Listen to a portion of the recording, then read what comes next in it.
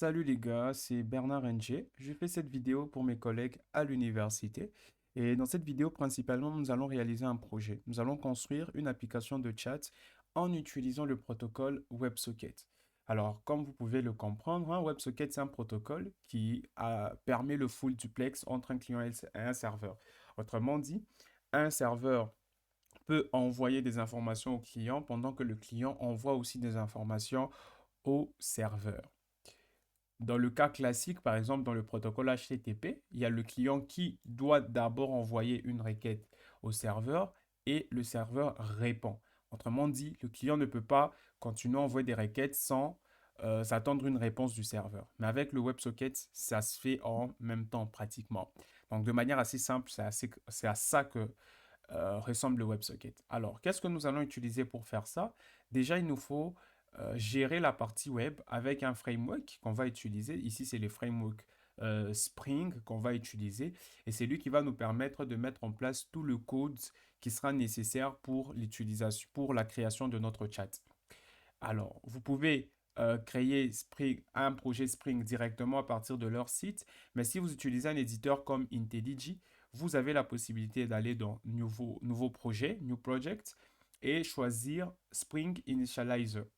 Une fois que vous choisissez ça, vous allez compléter les différentes informations, le nom de l'application, le langage, bien sûr, ici c'est Java, le nom de l'organisation.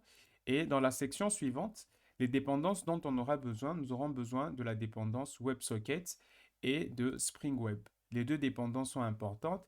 Et une autre dépendance qu'on peut rajouter, c'est Lombok. Mais ce n'est pas nécessaire. Donc voilà. Donc ces trois dépendances vont être utilisées. Une fois que vous faites ça, vous appuyez sur Créer pour pouvoir créer votre projet.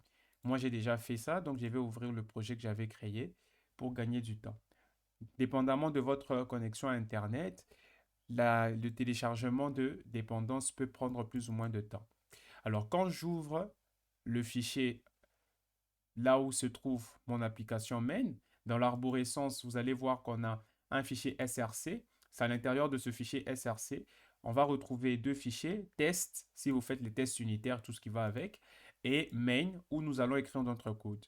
Dans main, nous avons Java, c'est là où nous allons mettre tout notre code Java, et nous avons un dossier ressources qui va contenir les différents fichiers qu'on peut aussi envoyer au navigateur, comme les CSS, JavaScript et tout ce qui va avec. Alors, dans notre Java, nous avons le namespace qu'on a défini, hein. Ici, c'est le nom de l'organisation, tech.devcast. Le nom de l'application.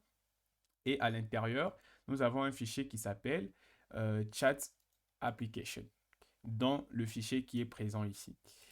Dans notre fonction main, vous voyez qu'il n'y a pas grand-chose à part une initialisation d'une application Spring et c'est pas à nous de gérer tout ça. Donc le framework s'occupe d'une très grande partie. Nous, ce qu'on peut faire, c'est de s'occuper de différentes parties. Alors, je vais juste ouvrir un diagramme pour que ça soit clair. Qu'est-ce qu'on va essayer de faire? On va essayer de créer une simple application où les utilisateurs pourront se connecter et envoyer des informations entre eux. Autrement dit, on aura la possibilité d'envoyer des informations entre deux navigateurs. C'est-à-dire que une fois que l'utilisateur A se connecte, l'utilisateur A peut envoyer une requête à notre serveur. Voilà. Et si un autre utilisateur B se connecte, on dira par exemple, ça sera aussi un événement. Alors l'idée, c'est qu'il se passe, c'est que ces serveurs de WebSocket, notre serveur, il va faire du broadcast. Autrement dit, à chaque fois qu'un nouvel utilisateur va se connecter, lui, le serveur de WebSocket va dire à tous les autres utilisateurs qui sont connectés que tel vient de se connecter. Ça sera la même chose. Donc, quand l'utilisateur C va envoyer un message, le message sera visible par toutes les personnes qui sont connectées à ce moment-là. Et c'est juste ça, en fait. Donc, disons, c'est un chat de groupe où tout le monde a accès au message quand les personnes se connectent. Rien de bien complexe à ce niveau-là. Alors, comment on peut faire ceci? Déjà, il faut savoir que lorsqu'on veut interagir avec l'interface web, c'est-à-dire que ce soit du HTTP ou que peu importe, nous avons besoin d'un contrôleur. Parce que ce serveur, il doit être accessible en utilisant une URL. Alors, cette URL sera définie avec ce qu'on appelle un mapping. Autrement dit, c'est un peu comme si ce serveur tourne sur localhost, le port 8000. Et ici, j'ai mon client qui doit savoir où est-ce que j'envoie la requête. Et dans notre cas d'espèce, vous allez voir que pour s'inscrire, le client va envoyer une requête à localhost 2.8000/chat.register avec toutes ces différentes informations. Et lorsqu'il s'agira de discuter, on aura aussi une URL précisément. Alors, l'idée avec Spring Boot, c'est de se dire comment Spring Boot va gérer toutes les données qui seront envoyées à cette URL-là.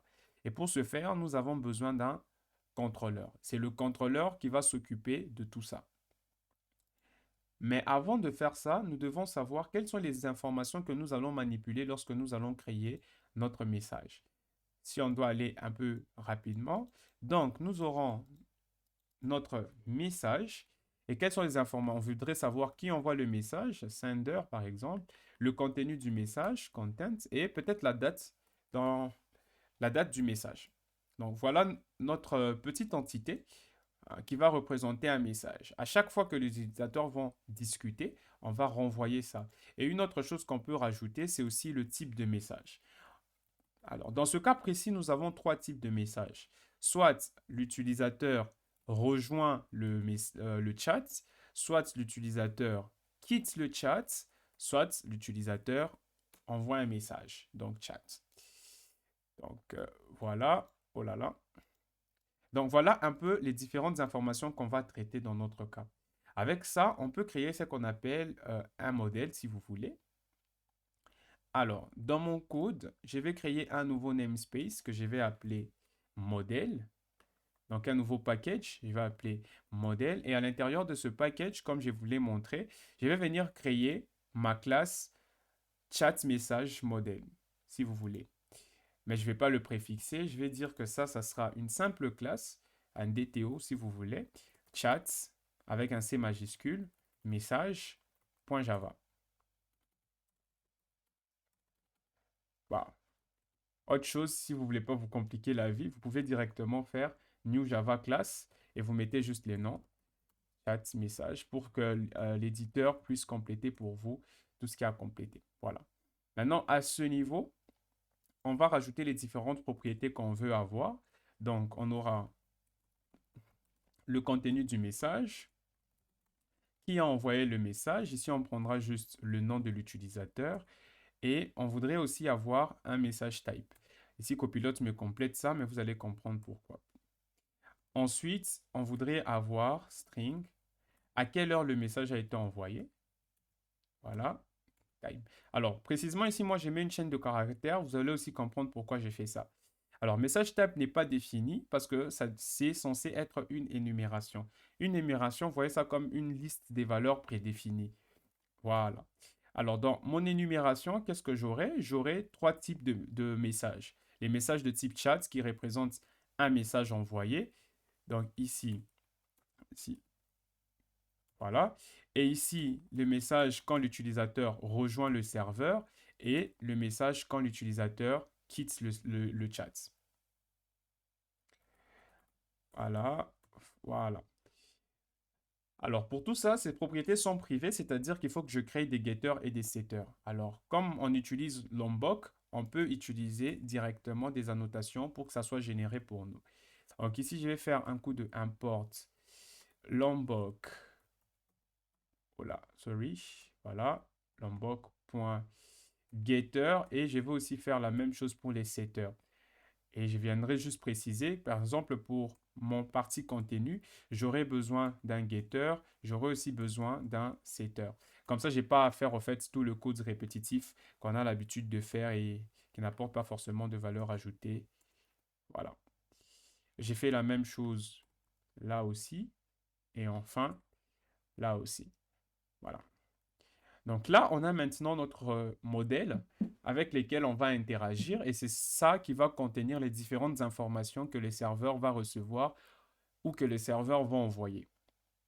Maintenant, comment transférer ces informations du client au serveur? Pour ça, nous avons besoin d'un contrôleur. Je vais créer ici un nouveau contrôleur. Je crée un dossier contrôleur. À l'intérieur de ce dossier, je vais venir créer mon chat message contrôleur ou chat controller si vous voulez. Encore, on peut directement créer une classe.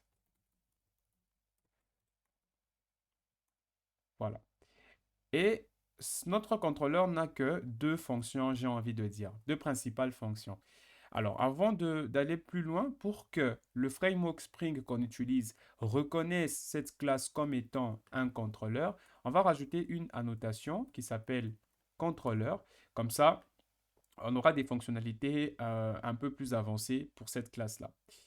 Donc, la toute première fonction qu'on va utiliser, ça sera une fonction qui nous permettra de enregistrer un utilisateur. Donc là, j'ai mis ça en public. Ça va nous renvoyer un chat message et ça sera register. Pour l'instant, on fait que ça. Et la deuxième fonction qu'on aura, ça sera la fonction qui nous permet d'envoyer un message. Donc ici, GitHub Copilot le comprend très bien. Alors, quand on va s'enregistrer, on va nécessairement envoyer des informations de type chat message. Et c'est ça que je vais retourner directement. Alors, sauf que ces informations viendront du côté client sous format JSON. Pour que Spring fasse la relation entre le JSON qui vient du client et notre objet ici, en anglais ça s'appelle faire un mapping, on va rajouter ici que ça sera un payload. Voilà, ça sera un payload, pas playload. Ça sera un payload. Voilà, j'importe cette classe-là. Alors, un payload, ça veut dire, voilà, tu vas recevoir du client des informations qui ressemblent à cet objet-là pour ne pas trop être compliqué. Et dans le cas suivant, ça sera aussi un payload. Quand l'utilisateur envoie un message, il va renvoyer des informations qui respectent cet attribut-là. Donc, voilà. Alors là, on est presque bon, mais il nous manque quelques informations. Nous, on voudrait utiliser maintenant un serveur de WebSocket pour gérer ces deux entrées-là. Alors avant de faire ça, il faut qu'on configure en fait notre serveur de WebSocket. Donc je vais créer un nouveau dossier, un nouveau package que je vais appeler config. À l'intérieur de ce dossier, je vais venir créer une nouvelle classe que je vais appeler WebSocket avec un S majuscule, WebSocket config. Alors, cette classe est assez simple. Elle va venir donner la configuration de base de notre WebSocket. Alors, pour que Spring, le framework qu'on utilise, considère cette classe comme une classe qui gère de la configuration, on rajoute la notation configurable ou configuration. Voilà. Et aussi, on utilise la librairie WebSockets pour gérer le WebSocket. Alors, ce que je peux faire, je vais dire enable active le WebSocket Message Broker. C'est ce qui va nous permettre au fait d'envoyer et de recevoir les différents messages lors de notre utilisation de WebSocket. Alors, cette configuration, elle doit plutôt implémenter une certaine interface qui permet de rajouter certains comportements. Alors, cette interface, ça sera la WebSocket, voilà, WebSocket Message Broker configureur. Ça, là, c'est juste pour configurer notre serveur de WebSocket. Alors, nous avons deux fonctions qu'il faudra redéfinir. Donc, la première fonction, public void register, je vais dire override, parce qu'on est en train de redéfinir la fonction. Voilà, j'importe cette classe-là. La toute première fonction, ça sera register stamp endpoint, c'est-à-dire sur quel endpoint de notre serveur va tourner notre serveur de WebSocket. Dans notre cas ici, je mettrai que ça va tourner sur /WebSocket. Qu'est-ce que ça veut dire? Rappelez-vous que là, notre serveur il tournait sur le port 8000 sur localhost. Donc, si j'ai fait 8000 localhost WebSocket, c'est sur cette adresse que va tourner notre serveur de WebSocket. Donc, ça se configure à ce niveau-là. Et comme dans le front-end, nous allons utiliser la même librairie, StockJS, nous disons directement que ça sera pris en compte parce qu'il y a la librairie client et la librairie côté serveur. Ensuite, on a une deuxième fonction qui sera la configuration du message broker. Et ici aussi, c'est une fonction qu'on est en train d'override. Voilà. Alors, qu'est-ce qu'on a? Il faudrait qu'on ait le registry. Alors, ça, je vais importer. et j'ai le message broker registry et je vais rajouter deux URL. La première URL que je rajoute, enable simple message broker, ça sera /topic. C'est sur cette URL que, en fait, on va broadcaster tous les messages qui vont arriver. Et enfin, les messages qui viennent de l'application seront destinés sur /app. Donc, je mettrai en description certains éléments pour que vous puissiez mieux comprendre cette configuration-là. Mais en gros, c'est tout ce qu'on a à faire ici pour configurer un serveur de WebSockets. Maintenant, dans notre contrôleur, nous allons revoir un peu la première fonction qui nous permettait d'enregistrer un membre. Pour ça, on va dire que pour que cette fonction puisse fonctionner, pour qu'elle passe, nous avons besoin d'envoyer un message dans notre message broker à l'URL qui sera /chats.register. Donc, à chaque fois qu'on va envoyer un message à cette URL-là, on va considérer ça comme une inscription. Après, je dois définir le topic de ce message. Alors, le topic, c'est un peu comme à qui est-ce qu'on envoie ou à qui est-ce qu'on broadcast le message qui arrive sur ce lien-là. Alors, on aura send to et moi, j'aimerais envoyer ça public à tout le monde. Si j'avais un utilisateur en particulier, je pourrais dire public et puis ici, lui préciser par exemple l'ID de l'utilisateur à qui j'aimerais envoyer le message. Donc là, c'est bon. Alors, dans le cas où maintenant on veut chatter, tout simplement, je vais aussi faire ça, message mapping, et ici, ça sera chat send. Et dans le cas, on est en train de créer un chat en groupe public. Donc là aussi, je mettrai que c'est public pour tout le monde. Alors, une fois que l'utilisateur s'enregistre, il faut qu'on l'ajoute dans notre serveur de WebSocket, qu'on crée une connexion entre sa machine, son navigateur et notre serveur de WebSocket. La particularité ici, c'est que la connexion reste ouverte. Alors pour ça, qu'est-ce qu'on va faire? On va utiliser un accesseur qui va nous permettre d'accéder. Donc on va rajouter un simp message header accessor. On va appeler ça header accessor. Et là, on va venir dire, voilà, tu vas récupérer, quand l'utilisateur va envoyer son message là, tu vas récupérer le sender et tu vas créer dans la session un nom username. Alors ici, on me souligne en jaune parce que cette valeur ne doit pas être nulle. Alors pour ça, je vais utiliser un outil de la classe Java qui va me permettre de s'assurer que c'est pas nul. Si c'est nul, ça va faire planter le logiciel, le programme.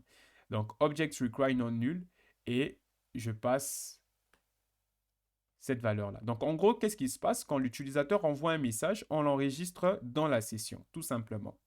Alors, c'est tout ce qu'on a à faire. Une fois que l'utilisateur est enregistré dans la session, il peut maintenant renvoyer les mêmes messages. On va garder une connexion ouverte. Dans le cas où on envoie un message, on va tout simplement retourner ce message. Qu'est-ce qui se passe? Donc, si l'utilisateur A envoie un message à notre serveur va venir renvoyer le message à toutes les personnes qui sont connectées sur notre serveur de WebSocket. C'est vraiment du broadcast, comme on le dit. Et côté serveur, croyez-le ou pas, c'est tout ce qu'on a besoin de faire pour gérer notre application. Alors, le côté qui va nous demander beaucoup plus de travail, c'est la partie front-end. Alors, pour la partie front-end, on ne va pas se compliquer la vie. Je vais vous mettre en lien les ressources que je vais utiliser. Mais sinon, on aura besoin de la connexion. Donc, dans la partie statique, comme vous pouvez le voir, je vais venir créer un nouveau fichier que je vais appeler index.html, tout simplement. Et c'est ce fichier index qui va contenir tout notre code HTML. Je ne ferai pas malheureusement cette partie HTML. Je mettrai tout ce qu'il y a à savoir dans la description pour que vous puissiez avoir accès au code que je suis en train de coller ici. Mais je vais quand même vous expliquer comment ça fonctionne. Alors, autre chose, on aura besoin de CSS. On aura besoin de JavaScript et on va faire ensemble la partie JavaScript. JS. Et bon, si vous voulez, peut-être même une image. Alors, je vais tout simplement copier-coller les différentes ressources que j'ai pour vous permettre d'avancer un peu plus vite. Voilà, maintenant que j'ai copié toutes les ressources, on peut commencer. Alors, déjà, je vais lancer l'application pour vous montrer à quoi ça ressemble. Juste la partie HTML. Ensuite, on va rajouter toute la partie JavaScript. Alors, dépendamment aussi de la performance de votre PC, la compilation peut prendre plus ou moins de temps. Alors, moi, je vais couper et revenir quand ça va passer. Bien, alors, comme vous pouvez le voir, notre application Spring fonctionne comme il faut. Alors, pour tester ça, je vais tout simplement aller dans mon navigateur et taper l'URL localhost 8000. Euh, non, 8080, j'ai un autre projet qui tourne. Localhost 8080 et le gars, vous vous retrouvez avec notre page de connexion. Alors, ce design, c'est le design de la page qui a été faite, hein. Je vais vous donner les accès pour avoir ça. Alors, l'idée, c'est que lorsque l'utilisateur remplit son identifiant ici, qu'il soit connecté au serveur et qu'il ait la possibilité maintenant de recevoir et d'envoyer les messages avec toutes les autres personnes. Remarquons un peu ce qui se passe de ce côté. Alors, en analysant cette page HTML, qu'est-ce qu'il nous faudrait? Il faudrait récupérer la valeur de ce champ lorsque l'utilisateur va soumettre. Comme ça, on va lui donner une nouvelle vue. Alors, premièrement, moi, ce que j'aimerais faire, c'est de localiser tous les éléments HTML qui seront importants dans mon traitement. Regardons la partie connexion, on commence à partir d'ici. J'ai mis un ID pour la partie où l'utilisateur remplit son nom d'utilisateur. Alors, toute cette partie-là concerne le premier formulaire et ici, on a la deuxième partie de la page qui va nous permettre de chatter. Pour l'instant, j'ai mis que c'était caché. Et cette classe hidden, elle est définie ici. Je mets tout simplement un display none en CSS. Alors, dans cette partie-là, j'ai un champ input de type texte, hein, avec name, le nom name et nom d'utilisateur. Moi, j'aimerais bien récupérer cette valeur-là. Et lorsqu'on va soumettre ces formulaires, je donne un ID à ce formulaire qui est username form. Lorsqu'on va soumettre ces formulaires, j'aimerais me connecter au serveur de WebSockets à partir de mon client pour passer à l'étape suivante où je pourrais chatter. Alors, ici, je commence par fermer tout ça, juste pour vous donner une idée. Et dans ma partie JavaScript, on va commencer par mettre les différentes informations.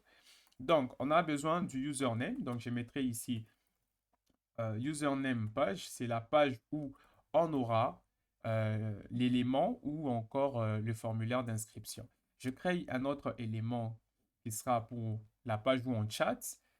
Ça, ce sont nos différentes pages. Et puis, je peux maintenant me concentrer sur les formulaires. J'aurai ce formulaire-là, Copilote est assez intelligent pour compléter. Donc, ce formulaire, c'est là où l'utilisateur va taper son nom pour pouvoir se connecter. Et le deuxième formulaire, c'est là où il va taper le message qu'il voudrait envoyer. Alors, au-delà de ça, moi aussi, j'aimerais récupérer l'input sur lequel l'utilisateur aimerait saisir son message parce que je vais, après avoir envoyé le message, supprimer les messages qu'il a tapés. Et enfin, j'aurai besoin de la zone où le message euh, sera ajouté. Donc là, ça me permettra, de, à chaque fois qu'il y a un nouveau message, d'ajouter ce message-là dans ma page HTML. Alors, je vais utiliser deux librairies JavaScript qui vont me permettre de me connecter au serveur de WebSocket. Rappelez-vous, le WebSocket, c'est un protocole.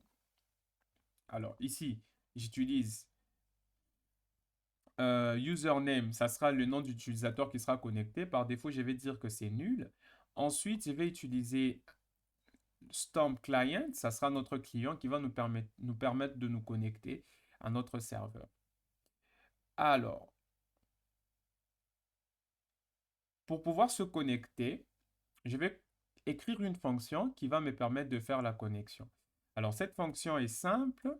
Ça sera const connect qui prendra en paramètre un événement.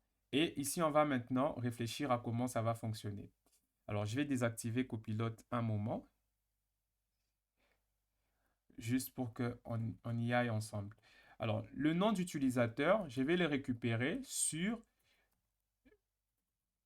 notre query selector et je vais récupérer l'input qui a l'id name. Donc, hashtag name. Et j'aimerais récupérer .value, la valeur qu'il y aura sur cet input-là. Et sur cette valeur-là, j'aimerais faire un trim. Trim, c'est une fonction qui me permet de supprimer les espaces avant et après.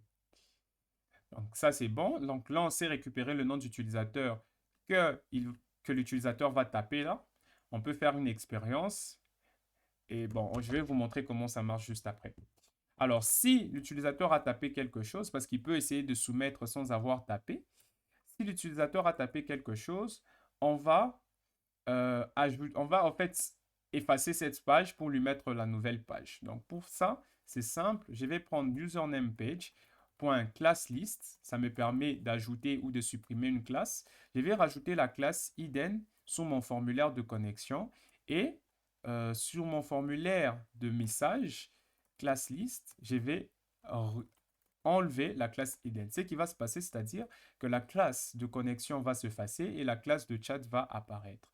Ensuite, maintenant, je peux me connecter au serveur. Donc, j'ai défini une constante ici, un socket. Et ce socket, ça sera un new socket.js, sock.js, qui est une librairie, rappelez-vous. Et on doit lui donner l'URL de connexion. Ici, je vais mettre /websocket. Alors, cette information, je ne la tire pas de n'importe d'où. Rappelez-vous, dans notre configuration, lorsqu'on configurait notre sock.js, on a passé cette URL-là. C'est la même URL qu'on va venir remettre dans notre fichier de connexion. Alors, une fois qu'on est connecté, ce qu'on va faire, bon, une fois qu'on a cet objet socket.js, on peut maintenant avoir notre client. On dira, ça sera stamp.over et je passe le socket. Voilà. Et là, on est bon. Mais ce n'est pas tout. Alors, ce qu'on va faire, on va maintenant envoyer un message. Stamp client connect. Alors, quand tu te connectes, on va avoir une nouvelle fonction qui va s'appeler onConnected. Et s'il y a une erreur, on aura une fonction onError. Alors, ces deux fonctions, je dois les définir. Et avant, je vais annuler le comportement par défaut. Prevent de. Voilà. Alors, ces deux fonctions, elles ne sont pas définies. Je m'en vais directement les définir. C'est assez simple. Ce sont les fonctions qui vont maintenant envoyer les différents messages. Donc, ici, je crée une nouvelle fonction const on connected, c'est-à-dire lorsque je serai connecté, je prendrai un événement. Ça, c'est une fonction fléchée. C'est plutôt des options, hein. Il y a des options. Alors, lorsque je suis connecté, ce que je vais faire, je vais utiliser mon Stamp Client et je vais m'abonner, subscribe comme on dit, à tout ce qui est topic/public. Qu'est-ce que ça veut dire? Ça veut dire que moi, j'aimerais recevoir tous les messages qui sont sur ce topic-là. Alors, si je m'abonne à ce topic, c'est-à-dire que lorsque mon serveur de WebSocket ou mon serveur va commencer à broadcaster les messages, puisque je suis abonné à ce topic-là, je recevrai les messages de ce topic-là. Voilà. Et une fois que je reçois un message, j'aimerais aussi exécuter une fonction que je vais appeler onMessageReceived. C'est-à-dire que cette fonction va s'exécuter à chaque fois que nous recevons un nouveau message. De l'autre côté, je vais maintenant envoyer au client les informations, donc send, et ces informations, je les envoie sur app/chat.register. Vous retrouvez le chat.register, on l'a défini dans notre contrôleur à ce niveau-là. Et la partie /app, on l'a définie dans notre configuration à ce niveau-là. Donc là, qu'est-ce qu'on voudrait dire? On voudrait tout simplement dire que lorsque je me connecte, lorsque l'utilisateur remplit son nom d'utilisateur, je m'abonne à tous les messages qui sont publics et je m'enregistre en envoyant les différentes informations de qui je suis. Alors, rappelez-vous, ces différentes informations doivent aller au serveur au format JSON. Alors, pour ça, je peux faire un JSON chat.stringify en lui passant un objet, en disant que le sender, c'est lui qui envoie le message, on va récupérer son username. Et le type du message que l'on veut envoyer, c'est un type de message join. Ça, c'est-à-dire que la personne rejoint le chat. Vous comprenez que lorsqu'on voudra faire la déconnexion, on n'aura qu'à envoyer la même chose, mais en disant leave. Donc là, const on disconnected, c'est-à-dire lorsque j'aimerais quitter le chat, je vais recevoir des options et je vais aussi faire la même chose. Sauf que là, je n'ai qu'à faire stomp client send et j'envoie aussi à la même adresse à chat.register. Je n'envoie rien de particulier et je renvoie json.stringify. Alors, ça veut dire quoi json.stringify? Ça permet de récupérer cet objet JavaScript et le transforme en une chaîne de caractères qui respecte le format JSON. Alors, dans notre cas ici, le sender, ça sera toujours la personne qui est actuellement connectée, sauf que le type du message qu'on va envoyer cette fois, ça sera un type leave. Là, c'est-à-dire je me déconnecte. Là, c'est-à-dire je me connecte. Alors, on a traité les deux types de messages que nous avons dans notre chat message. Rappelez-vous, on a join, leave. Maintenant, il faut qu'on traite le type chat. Donc, juste avec ces deux méthodes, on est déjà bon. Alors, il peut arriver qu'il y ait des erreurs. Alors, qu'est-ce qu'on peut faire dans le cas où on a une erreur? Je vais créer une nouvelle constante que je vais appeler onError, une nouvelle fonction. Et là, ça sera une fonction asynchrone, rien de grave. Et je vais utiliser une librairie qui va me permettre d'afficher une erreur. Donc, pour l'instant, j'ai mis ça comme ça. Et puis, je vais lui dire, là, on a une erreur et impossible de se connecter. Voilà, tout simplement. On peut aussi passer les différents messages pour avoir beaucoup plus de précision. Mais pour l'instant, c'est ça. Alors, cette fonction n'existe pas.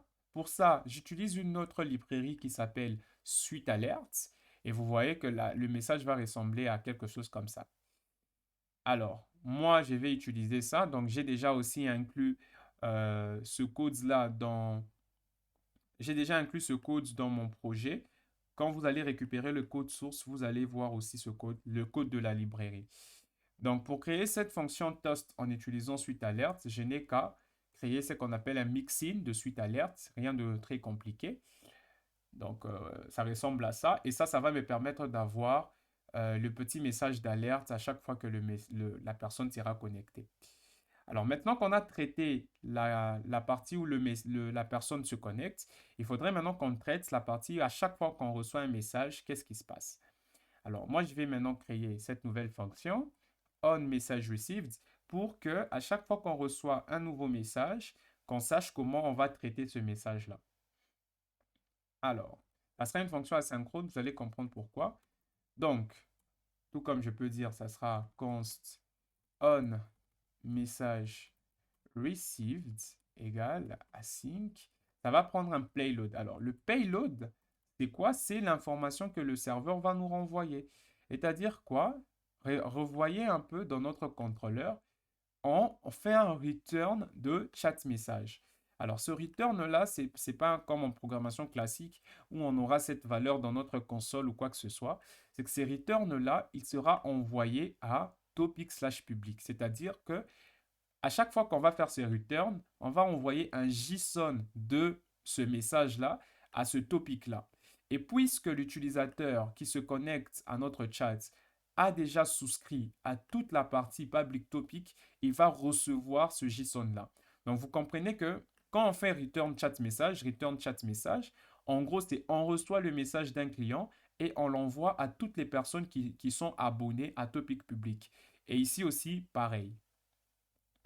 Donc, dans notre message connected, on va recevoir le payload. Alors, ce payload-là, c'est les informations qui viennent du serveur. Alors, ça sera au format JSON. Alors, comme ce format JSON, c'est assez difficile à manipuler parce que c'est une chaîne de caractères, je peux convertir ça en un objet en faisant const message égale json.parse. C'est un peu comme l'inverse de json.stringify de payload.body. Et ça me permet de récupérer maintenant les différentes informations qui viennent du serveur. Alors, nous avons deux types d'événements. Un événement, c'est-à-dire un utilisateur se connecte ou un utilisateur quitte le chat. Pour ça, moi, je vais créer une petite fonction chat event qui va me permettre d'afficher les différentes alertes lorsqu'un utilisateur se connecte. Alors, quand un utilisateur se connecte, j'aimerais avoir, voilà aussi pourquoi c'est asynchrone ici, une petite notification en disant que voilà, le message et l'utilisateur tel vient de se connecter. Et cette notification va durer 2 secondes. Ensuite, je vais retourner le HTML qui sera rajouté dans ma page. Donc, dans notre cas, c'est assez simple. Ça sera un HTML assez pas simple, pas compliqué. Donc, ce qui va se passer, c'est que je vais récupérer le code HTML. Ici, je vais venir le rajouter dans ma page. Donc, comme vous pouvez le voir, ça sera un chat snap. Et à l'intérieur, je vais avoir le nom de l'événement. Ça peut être tel a rejoint le chat, tel a quitté le chat, qui va venir se rajouter dans ma page HTML, tout simplement. On est bon? Alors, le deuxième événement, c'est bien sûr quand on a un nouveau message. Donc, je vais venir créer une nouvelle constante chat message, une nouvelle fonction qui va prendre en paramètre le message au format objet et on va venir retourner au fait du HTML qu'on va rajouter dans la classe. Alors, il y a quelques conditions ici qu'on va comprendre. J'aimerais bien que lorsque l'utilisateur m'envoie un message, si c'est moi qui envoie le message, que j'ai une classe particulière, si c'est l'utilisateur qui envoie un autre utilisateur qui envoie un message, qu'on ait une autre classe. Donc là, je vérifie, est-ce que l'utilisateur qui est connecté, c'est celui qui envoie les messages qu'on est en train de recevoir? Si c'est le cas, je vais rajouter la classe isMe. Si ce n'est pas le cas, je vais rajouter la classe isYou. Et ces différentes classes vont afficher les messages autrement. Alors ça, c'est ce qu'on appelle une condition ternaire. Je peux récupérer maintenant la couleur des avatars que l'utilisateur aura. Là, ce que je fais, je récupère le message, le nom de la personne qui a envoyé, je récupère la toute première lettre et je la mets en majuscule. C'est-à-dire que si j'ai Bernard, dans mon avatar, il y aura la lettre B. Si j'ai Amaury, dans mon avatar, il y aura la lettre A. Alors, pour avoir les différentes couleurs, on a cette fonction qui va générer une couleur en fonction du nom d'utilisateur. Alors, cette fonction-là, je ne l'ai pas codée évidemment parce que c'est assez compliqué. Je l'ai eue grâce à une intelligence artificielle, c'est l'avantage. Je vais les définir cette fonction qui me permet de récupérer une couleur en fonction d'un nom. Alors, voilà à quoi elle ressemble. Donc, on définit quelques couleurs, bleu, vert, rouge, tout ça. Et en fonction du nom de la personne, on va attribuer une couleur à la personne. Donc, je n'entrerai pas dans les détails, hein, mais vous pouvez voir que ce n'est pas si compliqué que ça. Ensuite, je vais récupérer le contenu du message que je vais venir mettre dans cette partie HTML. Ensuite, je vais récupérer le nom de la personne qui a envoyé et à quelle heure il a envoyé ce message. Donc ça sera, à chaque fois qu'il y a un nouveau message, ça sera le code HTML qui sera rajouté dans notre page. Un peu comme quand vous êtes sur WhatsApp, quand il y a un nouveau message, vous voyez le message qui s'ajoute un peu sur votre téléphone. Alors, rappelez-vous qu'on a 3 types de messages. Donc, à chaque fois qu'on reçoit un message, il peut être de 3 types différents.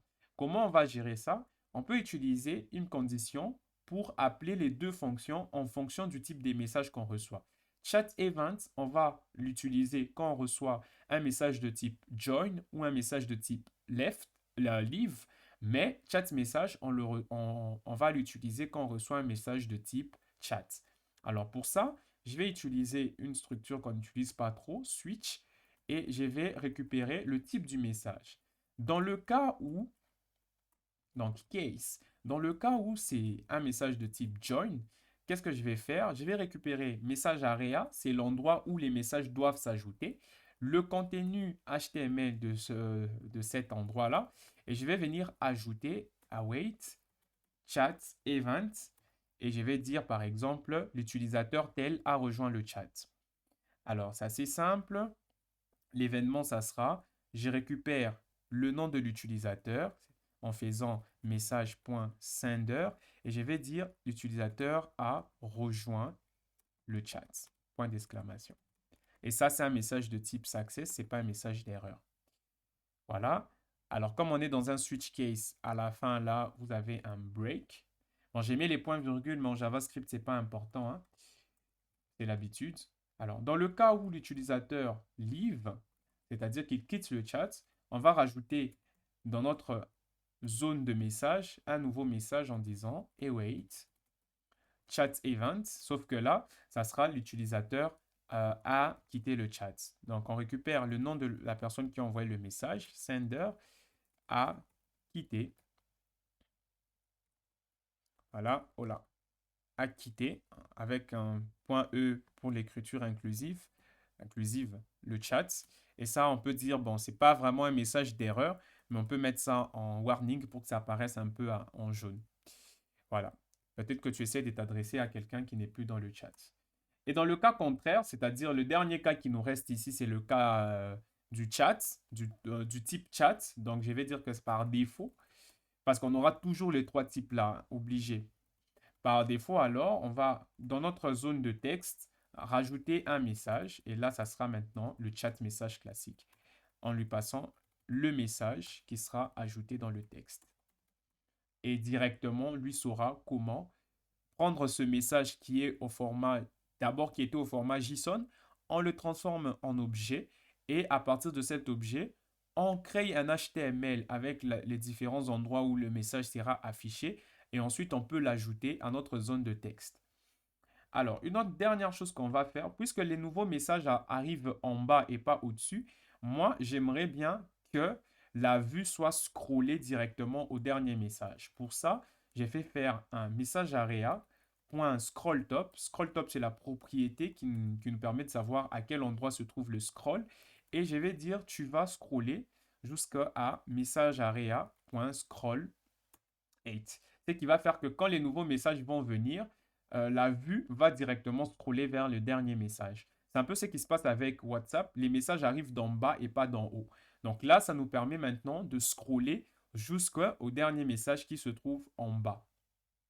Donc avec cette fonction, on a vraiment tout fait, hein. On a fini une très grande partie de notre code JavaScript.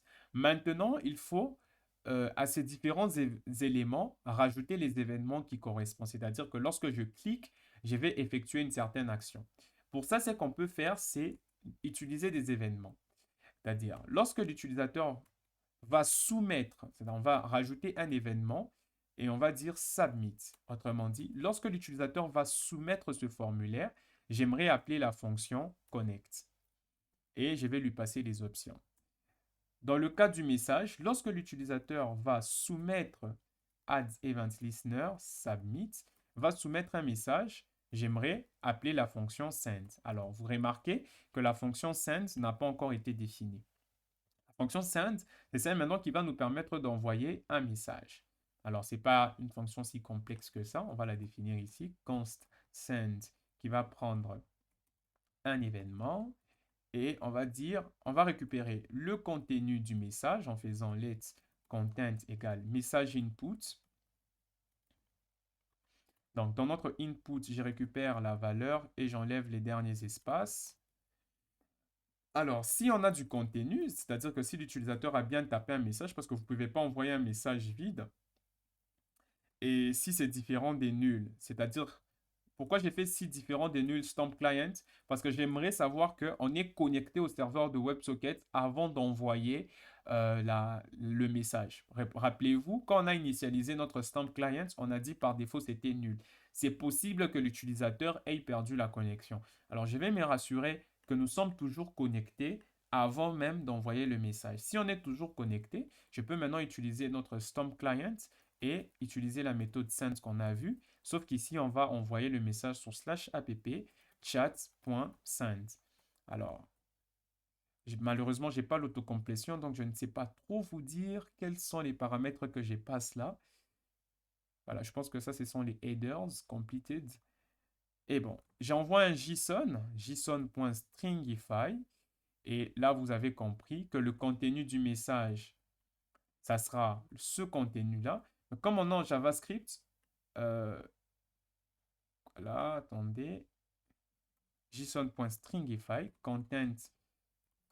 Voilà, je disais comme mon nom JavaScript, vu que le nom de cette variable a le même nom que la clé, je peux directement me passer de ça en faisant content, virgule. Alors, celui qui envoie le message, on va récupérer le username. Quel type de message on envoie? Cette fois, ça sera chat. Et enfin, l'heure, il faudrait qu'on trouve un moyen de récupérer l'heure actuelle. Alors, pour ça, je vais créer une fonction qui s'appelle getCurrentTime. Alors, cette fonction aussi, vous imaginez, n'est pas si complexe que ça. Prevent default.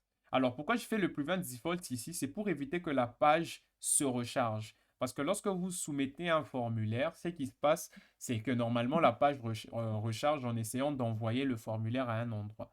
Mais vu qu'on traite ce formulaire directement dans notre partie JavaScript, on n'a pas besoin que ce formulaire recharge. Donc, on veut annuler le comportement par défaut d'un formulaire pour mieux gérer ça.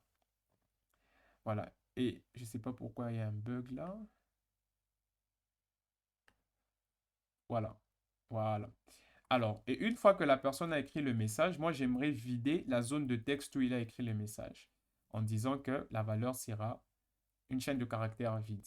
Alors, cette fonction-là, getCurrentTime, elle n'est pas aussi complexe que ça. On va juste récupérer le temps actuel. Alors, je vais la définir juste ici au-dessus. C'est en désordre, mais bon. Const getCurrentTime, c'est une simple fonction, on n'a pas de paramètres. Et on va avoir la date d'aujourd'hui, today, ça sera égal à new date. Et sur cette date-là, on peut retourner une chaîne de caractères qui va récupérer sur today, on va récupérer les heures, get hours, deux points, et puis on va aussi récupérer les minutes. Alors, sur WhatsApp, quand on chat, on met l'heure et les minutes. Donc, on va essayer d'imiter ça. Today, get minutes. Voilà, get minutes. Voilà. Cette fonction, on vient l'utiliser ici. Donc, en gros, voilà, je pense qu'on est bon pour l'instant. Peut-être la partie des connexions. Alors, pour la partie des connexions, ce qu'on peut faire, c'est rajouter un bouton, se déconnecter. Et ce bouton-là, quand on va cliquer dessus, on va se déconnecter. Alors, je vais appeler ça disconnect button.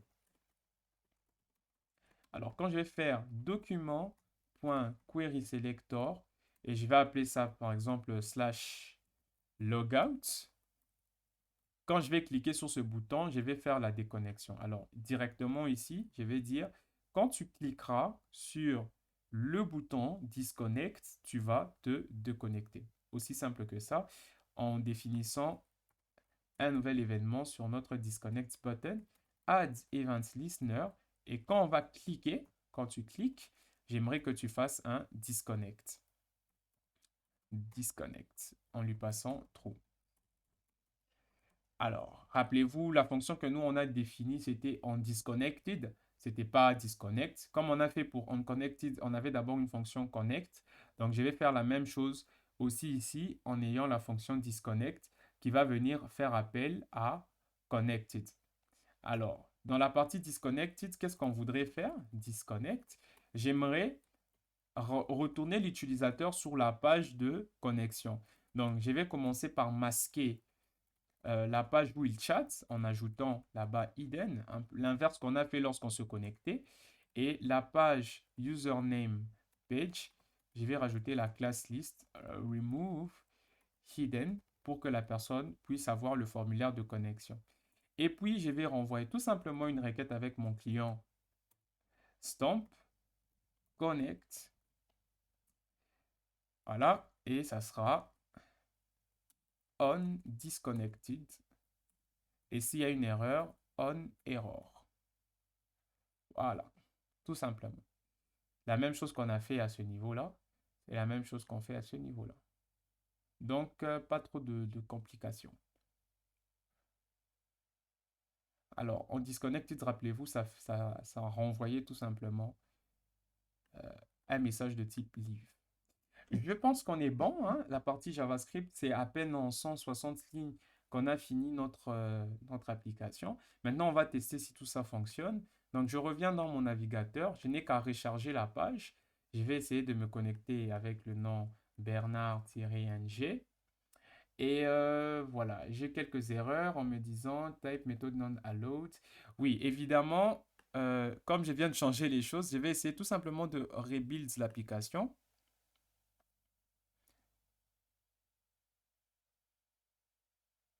Voilà, le temps que c'est bon, on va réessayer. Bernard-ng. Alors, il me dit qu'il ne reconnaît pas la méthode. Je vais tout simplement corriger ça et vous revenir. Donc, pour ne pas perdre beaucoup de temps, j'ai mis en pause là.